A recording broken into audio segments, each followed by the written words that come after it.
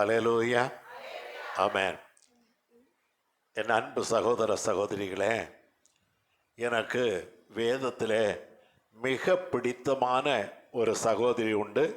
அவருடைய பேர் தெபோரா. அவருடைய பேர் தெபோரா.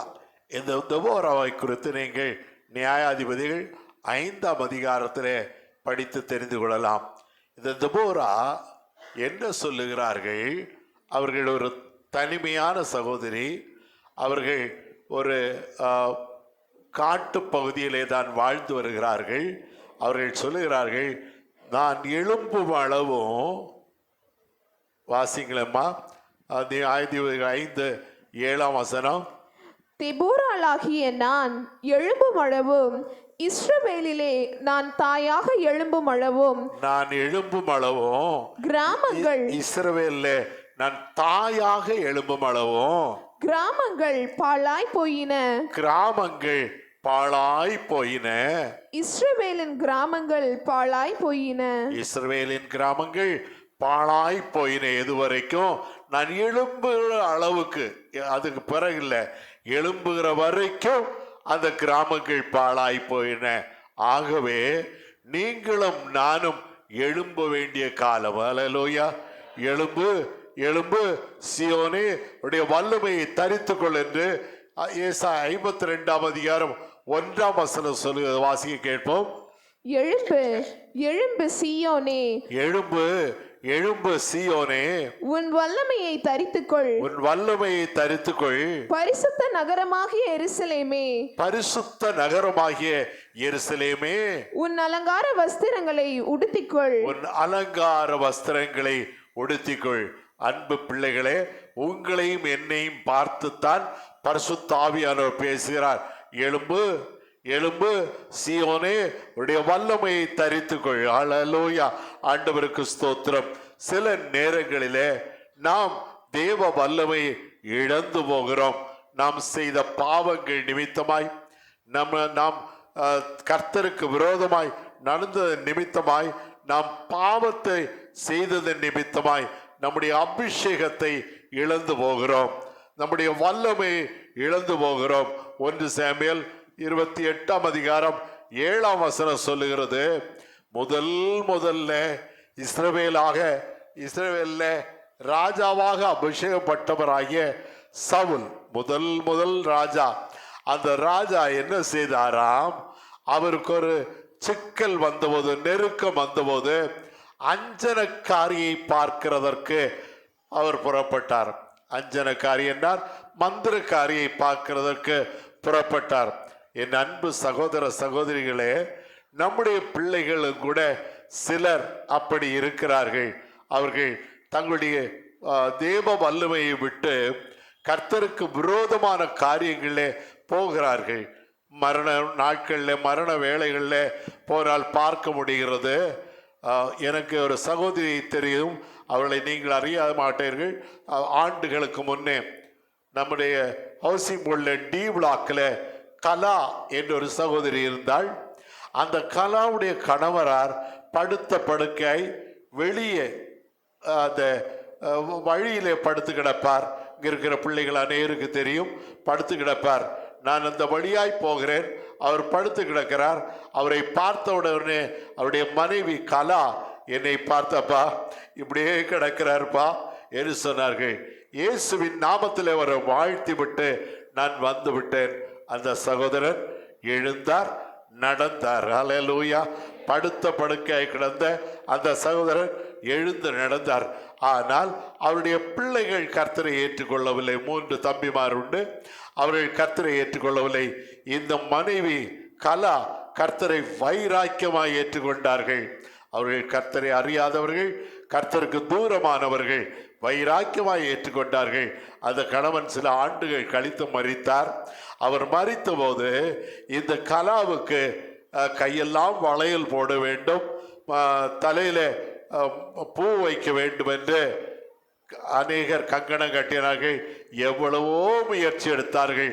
அவள் அதற்கு நான் ஒத்துக்கொள்ள மாட்டேன், நான் கர்த்தருடைய பிள்ளை என்று சாதித்து நின்றாள். ஹல்லேலூயா. கைகளை தட்டி கர்த்தரை மயப்படுத்துங்களேன். சாதித்து நின்றாள். இப்பொழுது சில பிள்ளைகள் அப்படி சாதித்து நிற்கிறதில்லை. அவர்கள் மற்றவர்களுக்கு அடங்கி போகிறார்கள். இந்த காரியத்திலே கர்த்தருக்காக வைராக்கியமாய் நிற்கிற பிள்ளைகள் பாக்கியவான்கள். இந்த சவுல் அஞ்சனம் பார்க்கிற ஸ்திரீயிடத்துல போனார் என்று வேதம் சொல்லுகிறது.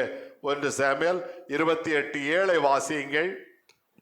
அப்பொழுது சவுல் தன் ஊழியக்காரரை நோக்கி, அஞ்சனம் பார்க்கிற ஒரு ஸ்திரீயை தேடுங்கள், நான் அவளிடத்தில் போய் விசாரிப்பேன் என்றான். அல்லேலூயா. அஞ்சனம் பார்க்கிற இந்த மந்திரவாதி கும்பல் அவர்களை தேட சொன்னார். ஆனால் அவருக்கு நடந்த சம்பவம் என்ன? 1 நாளாகவும் 10:13 அப்படியே சவுல் கர்த்தருடைய வார்த்தையை கை கொள்ளாமல் கர்த்தருக்கு செய்த தன் துரோகத்தின் நிமித்தமும் அவன் கர்த்தரை தேடாமல் அஞ்சனம் பார்க்கிறவர்களை கேட்கும்படிக்கு தேடினது நிமித்தமும் செத்து போனான். அதனாலேயே அவன் செத்தான். யார் அவரு? முதலாக தேவனால் தெரிந்து கொள்ளப்பட்ட அபிஷேகிக்கப்பட்ட ராஜா அஞ்சனம் பார்த்ததுனாலே செத்தான் என்று வேதம் சொல்லுகிறது. ஆகவே அதன் பிறகு தேடியும் அதை பெற்றுக்கொள்ள முடியாது என்று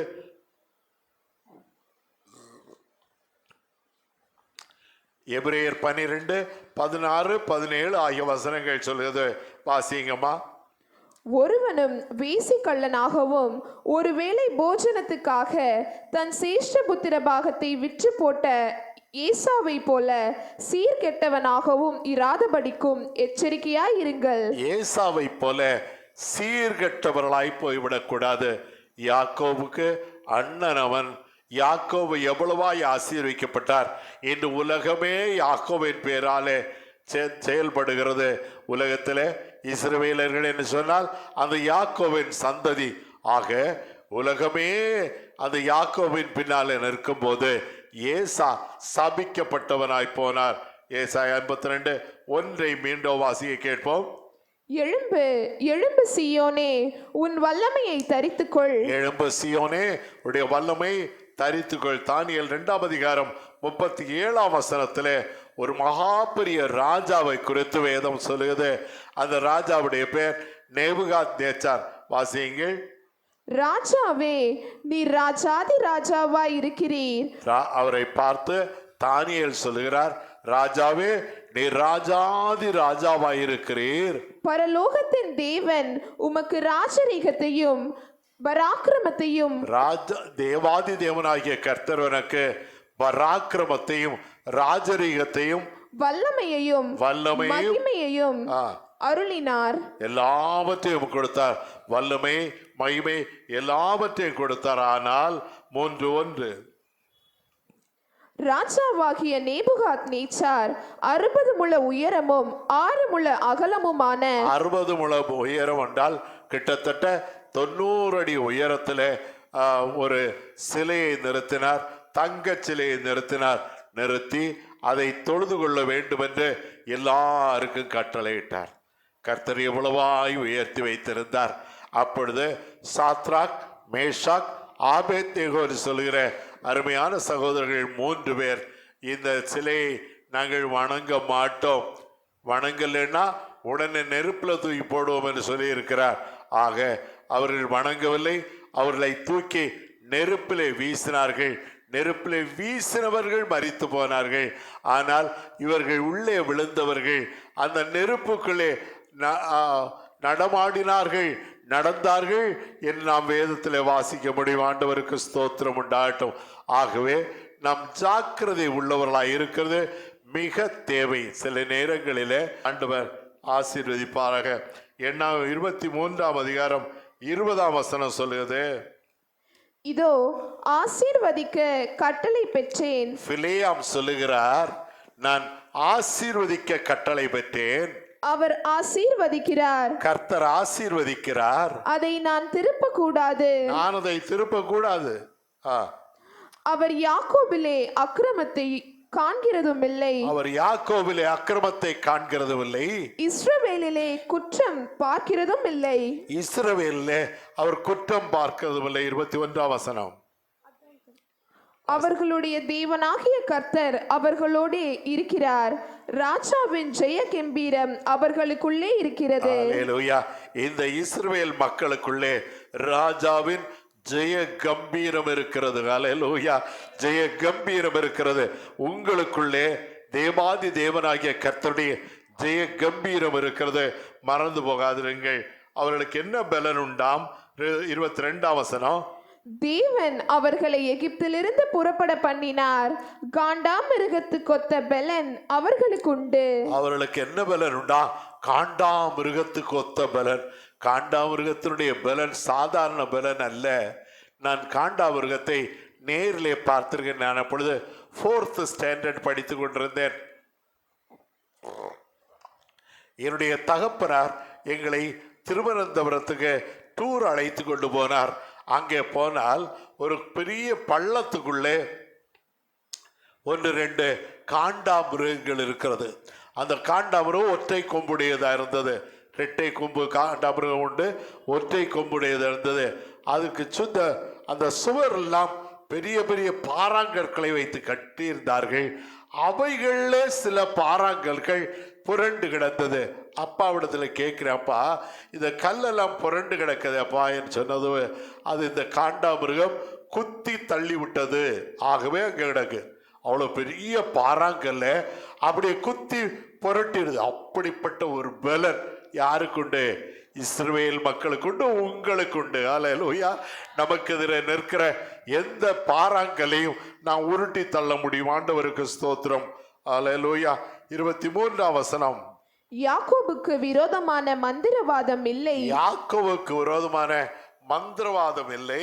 இஸ்ரவேலுக்கு விரோதமான குறி சொல்லுதலும் இல்லை. இஸ்ரவேலுக்கு விரோதமான குறி சொல்லுதலும் இல்லை. ஒரு நாள் நான் வீட்டில் உட்கார்ந்து கொண்டிருக்கிறேன். ஒரு தங்கச்சி வந்தாள். அவள் எனக்கு நல்ல பழக்கமான தங்கச்சி. அவள் வீட்டுக்குள்ள வந்த உடனே ஏய் போடா, ஏய் போடான்னு என்னை பார்த்து சொல்றா. என்னை அவ்வளவா ரெஸ்பெக்ட் பண்ண பிள்ளை. அப்போ இயேசுவின் நாமத்தில் அந்த பிள்ளையை வாழ்த்தினேன். கீழே விழுந்தா. அவளுக்கு காலடியில் பாரு, அவ காலடியை பாருன்னு சொன்னார். காலடியில் பார்த்தா காலடியில் அப்படியே ரவுண்டா இது இருக்கு, மை இருக்கு. ஏய் என்ன மையன்னா, எனக்கு மைய வச்சான் தேவதாஸ். அவன் பேர் என்னது? தேவதாஸ். கிறிஸ்தவ குடும்பத்தை சேர்ந்தவன். எனக்கு மைய வச்சான். நான் மயில கால் வச்சுட்டேன். அந்த கால் வச்சதுனால இந்த எல்லாம் எனக்குள்ள வந்துருச்சு. இயேசுவின் நாமத்தில் போன்னு சொல்லி அந்த பிசாசு துரத்தின பிறகு 2 நாட்கள் கழித்து அந்த தேவதாசுடைய மனைவியார் ஒரே மட்டும் என்னை கெஞ்சி கேட்டார்கள். நீங்கள் அண்ணா நகரில் இருந்தாங்க, நீங்கள் தயவு செய்து எங்கள் வீட்டுக்கு வர வேணும் என்று கெஞ்சி கேட்டு அழைத்தார்கள். நான் இங்கே போனா, நான் வாசல்ல போன உடனே தேவதாஸ் பயங்கர ஆட்டம் போடுறான். ஏய் நீ வராதடா, இந்த வீட்டுக்குள்ள கால் வைக்காதடா. நான் கால் வச்சேன். அப்படியே பைத்தியமாய் கத்தி கூச்சல் போட்டு கீழே விழுந்து அடித்து புரண்டு அந்த பிசாசு அவரை விட்டு போய்விட்டது. அல்லேலூயா. அவன் எதுக்காக அந்த மைய வச்சான்? அவன் கல்யாணம் ஆனவன், அருமையான மனைவி இருக்கிறார்கள், 2 பிள்ளைகள் இருக்கிறார்கள். அவர்களை விட்டு இவருக்கு இன்னொரு பிள்ளை வேணுமா, அதற்காக இவளுக்கு மைய வைத்தான். ஆனால் கர்த்தரோ இந்த பிள்ளையை காத்து கொண்டார். அவனை பாடுகளுக்கு உட்படுத்துற பயங்கர பாடுகள் அவர்களுக்குள்ளே கடந்து போனான். என் அன்பு சகோதர சகோதர, உங்களுக்கு எதிராக உருவாக்கப்படுகிற எந்த ஆயுதமும் சத்தமா சொல்லுங்க வாய்க்காதே போகும். அது மை வச்சாலும் சரி, என்ன வச்சாலும் சரி, அது வாய்க்காதே போகும். ஆண்டவர்களை நீதியின் பாதைகளில் நடத்துவாராக. ஆண்டவருக்கு ஸ்தோத்திரம். இந்த பிலேயாம் என்ன சொல்கிறார்? எண்ணாகமம் 24:19 யாக்கோபிலிருந்து தோன்றும் ஒருவர் ஆளுகை செய்வார், பட்டணங்களின் மீதியானவர்களை அழிப்பார் என்றான். நீதிமான் மரிப்பது போல மரிப்பேனாக. பாருங்கள், பிலேயாம் கர்த்தருடைய பிள்ளைகள் சபிக்கிறதுக்கு போறான். ஆனா கடைசியா அவன் புலம்புறான், ஆண்டவரே நான் நீதிமான் மரிக்கிறது போல மரிப்பேனாக. நாம் எல்லாரும் யாரை போல மரிக்கணும்? நீதிமான்கள். கர்த்தர் நமக்கு என்ன வாக்கு கொடுத்திருக்கிறார்? நம்முடைய சபையில் பிள்ளைகள் எல்லாரும் நீதிமான்கள். கைகளை தட்டி கர்த்தரை மயப்படுத்துங்களேன். கர்த்தர் உங்களை ஆசீர்வதிக்கிறதற்காய் கோடாகோடி ஸ்தோத்திரம். என்னாகவும் 24 இல்ல ஏசாயா 52:2 வாசிக்க கேட்போம். தூசியை உதறிவிட்டு எழுந்திரு எருசலேமே, தூசியை உதறிவிட்டு எழுந்திரு எருசலேமே, வீற்றிரு வீற்றிரு. சிறைப்பட்டு போன சீயோன் குமாரத்தியே, உன் கழுத்தில் உள்ள கட்டுகளை அவிழ்த்து விடு. உன்னுடைய கழுத்தில் இருக்கிற கட்டுகள், பாவ கட்டுகளை அவிழ்த்து விடு. ஹல்லேலூயா. நம்முடைய கழுத்தில் பாவ கட்டுகள் இருக்குமானால் அவைகளை அவிழ்த்து விட ஆண்டவர் எதிர்பார்க்கிறார். ஏசாயா 1:18 சொல்லுகிறது, வழக்காடுவோம் வாருங்கள் என்று கர்த்தர் சொல்லுகிறார். உங்கள் பாவங்கள் சிவேர் என்றிருந்தாலும், பாவங்கள் செக்கச்சவேர் என்று இருந்தாலும் உறைந்த மழையை போல் வெண்மையாகும். அது வெண்மையாகும். உறைந்த மழையை போல, பனிக்கட்டி போல வெண்மையாகும். அவைகள் இரத்தாம்பர சிவப்பாய் இருந்தாலும் பஞ்சை போலாகும். அல்லேலூயா. அவை இரத்தாம்பர சிவப்பா இருந்தாலும் பஞ்சை போல வெண்மையாக ஆண்டவருக்கு கோடி ஸ்தோத்திரம். ரோமர் 6:12 சொல்லுகிறது, ஆகவே நம்மை பாவம் ஆண்டு கொள்ளக்கூடாது. வாசியுங்கள். ஆகையால் நீங்கள் சரீர இச்சைகளின்படி பாவத்திற்கு கீழ்ப்படியத்தக்கதாக. சரீரத்துக்கு ஒரு இச்சை உண்டு, அதன்படி பாவ இச்சைக்கு கீழ்ப்படியாதபடி சாவுக்கு ஏதுவான உங்கள் சரீரத்தில் பாவம் ஆளாதிருப்பதாக. இந்த சரீரம் சாவுக்கு ஏதுவானது. இது மறிக்க போகுது. ஆனா இதுல பாவம் ஆளாதிருப்பதாக. ஹல்லேலூயா சொல்லுங்களேன். ஹல்லேலூயா. ஆண்டவருக்கு மகிமை உண்டாகட்டும். ஆண்டவர் பாவம் ஆளாதிருப்பதாக.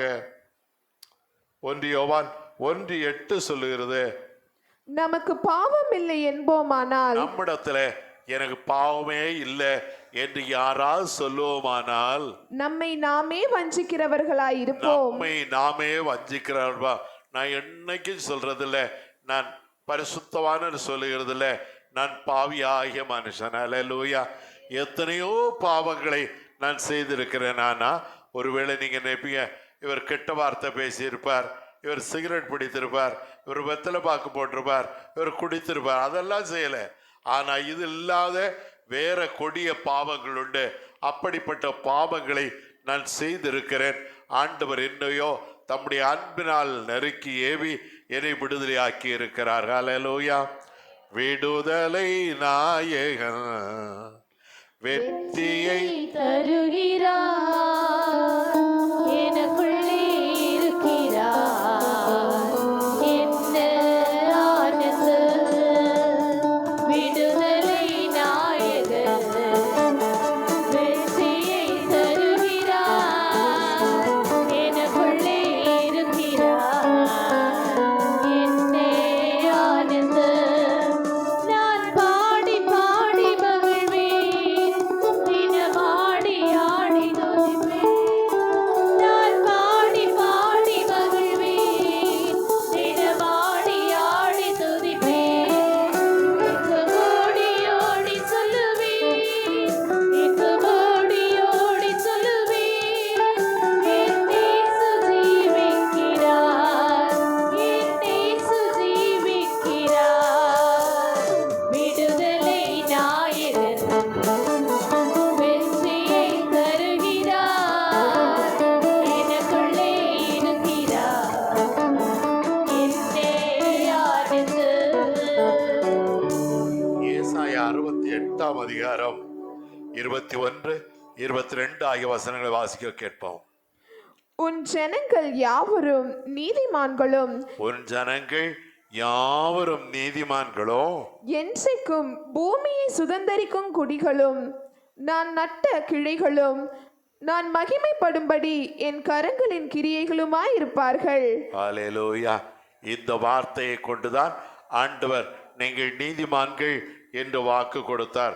சங்கீதம் 119:25 சொல்லுது, என்னுடைய ஆத்மா ஐயோ கலங்குகிறது. வாசியுங்கள். என் ஆத்துமா மண்ணோடு ஒட்டி என்னுடைய கொண்டிருக்கிறது. ஆத்மா மண்ணோடு ஒட்டி கொண்டிருக்கிறது. உமது வசனத்தின்படி என்னை உயிர்ப்பியும். உம்முடைய வசனத்தின்படி என்னை உயிர் வர செய்யும் ஆண்டவரே. என் தேவாதி தேவனாகிய கர்த்தர் நம்முடைய ஆத்மா மண்ணோடு கிடந்து புரளும் போது தம்முடைய வார்த்தையை கொண்டு மீட்டெடுப்பார். அவருடைய வார்த்தை வல்லமை உள்ளது. ஆண்டவருக்கு கோடாகோடி ஸ்தோத்திரம். கடைசியாக சிறைப்பட்டு போன சீயோன் குமாரத்தினுடைய கட்டுகளை அவிழ்க்கிற ஆண்டவர் ஏசாயா 5:13 படி, என் ஜனங்கள் அறிவில்லாமையினால் சிறைப்பட்டு போகிறார்கள். அவர்களில் கனமுள்ளவர்கள் பட்டினியினால் தோய்ந்து போகிறார்கள். அவர்களுடைய திரளான கூட்டத்தார் தாகத்தால் நாவறண்டு போகிறார்கள். ஆனால் அவர்கள் மனம் திரும்பினால் 1 ராஜாக்கள் 8:47 சொல்லப்படுகிறது.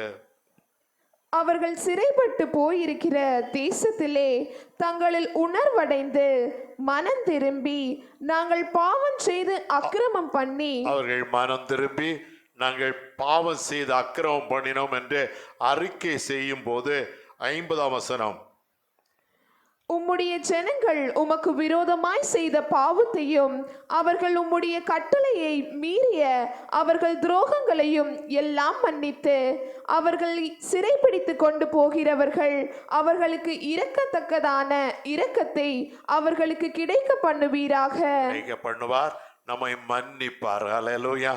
மன்னித்திருக்கிறதற்கு தயை பெருத்த தேவன் நம்மோடு கூட இருக்கிறார். ஆகவே சீயோனே எழும்பு, எழும்பு, வல்லமையை தரித்துக்கொள். ஹல்லேலூயா. சீயோனே எழும்பு, எழும்பு, வல்லமையை தரித்துக்கொள். அப்படியா தலைகளை தாழ்த்துவோமா?